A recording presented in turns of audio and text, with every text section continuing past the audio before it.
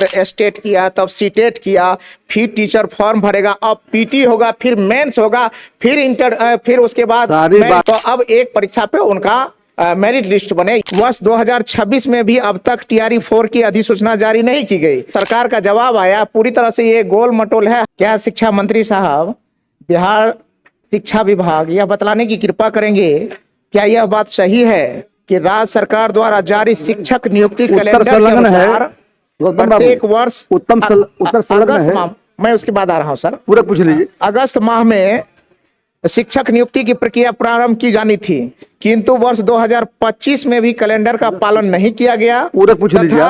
वर्ष 2026 में भी अब तक टीआरई 4 की अधिसूचना जारी नहीं की गई। यदि हाँ तो शिक्षक अभ्यर्थियों की, तो ये मेरा प्रश्न था।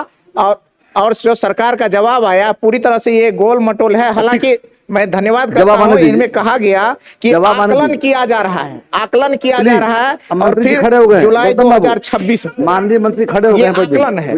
अध्यक्ष महोदय, खंड का स्वीकारात्मक है। वस्तु स्थिति यह है कि प्रारंभिक विद्यालय से लेकर उच्च माध्यमिक विद्यालय के शिक्षकों, प्रधान शिक्षकों एवं प्रधानाध्यापकों के स्थानांतरण पदस्थापन में बच्चों का निःशुल्क एवं अनिवार्य शिक्षा का अधिकार अधिनियम 2009, राष्ट्रीय शिक्षा नीति 2020-24, छात्रों का शैक्षणिक हित, विद्यालयों का सुचारू संचालन, शिक्षक छात्र अनुपात, विषयवार शिक्षक उपलब्धता तथा विभाग द्वारा निर्धारित मानक एवं शिक्षकों की वास्तविक कठिनाइयों, स्वास्थ्य संबंधी कारणों, दिव्यांगता, पति पत्नी के पदस्थापन, पारिवारिक परिस्थितियों तथा अन्य मानवीय आधारों पर भी निष्पक्ष, पारदर्शी एवं संचालित करने हेतु बिहार राज्य शिक्षक स्थानांतरण नियमावली 2026 अधिसूचित की गई है।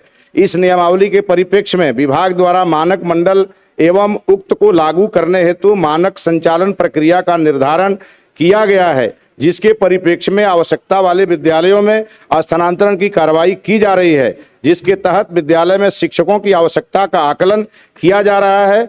उक्त के पश्चात जुलाई 2026 के अंतिम सप्ताह में टीआरई 4 के तहत नियुक्ति हेतु अधियाचना बिहार लोक सेवा आयोग को भेज दी जाएगी। सप्लीमेंट्री है कि अब जो आकलन किया जा रहा है, एक तो आकलन का काम सरकार बहुत दिनों से कर रही है, और लाखों अभ्यर्थियों को लग रहा है कि एक परीक्षा दिया, एंट्रेंस टेस्ट दिया, उसके बाद बीएड किया, डीएलएड किया 2 साल का, उसमें तो अब फिर और कई परीक्षे होते हैं, उसके बाद एस्टेट किया, तब सीटेट किया, फिर टीचर फॉर्म भरेगा, अब पीटी होगा, फिर मेंस होगा, फिर इंटर, फिर उसके बाद मेरिट लिस्ट बनेगा। तो मेरा सरकार से आग्रह होगा कि पूर्व की भांति अब कई परीक्षा उन्होंने दे चुका है, एस्टेट और सीटेट में वो ऑलरेडी पीटी का परीक्षा दे चुका है, तो अब एक परीक्षा पे उनका मेरिट लिस्ट बने। ये मेरा आग्रह होगा सरकार और मंत्री साहब से।